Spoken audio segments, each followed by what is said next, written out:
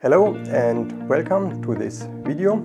Today I want to show you how to set up a VISOR code reader for multi-code reading just using a mobile phone. So we need no PC, we need no big hardware, just what we need is a mobile phone, our VISOR, and of course a router which provides us the wireless LAN connection to the VISOR.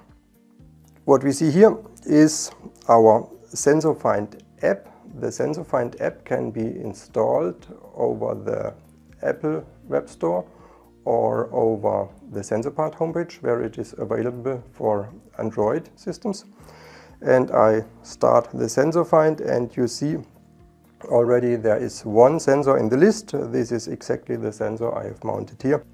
And I can click on this VISOR and just go on this connect icon, and I'm now in the web browser of my mobile phone, and we see there are no jobs available. So my step is now I stop the sensor, I create a new job, I use the wizard for our code reader.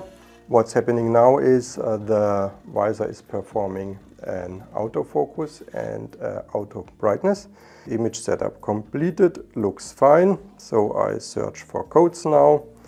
This will take some seconds because we are looking for all the codes which may be interesting for us.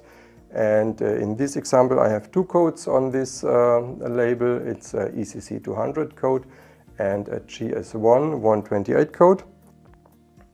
Yeah, now we found our two codes, as already mentioned, the two code types. And now next step is I do a code quality check and we get the information how good our image is and how good the code was detected. And we see everything is fine here. All parameters are in the green range, and so I'm nearly finished. I create and execute my job. I save my changes and start the sensor, and I'm done. So I have set up now the code reader for multi-code reading completely over the mobile phone. I hope this video was interesting for you, and of course we are happy if you would contact us.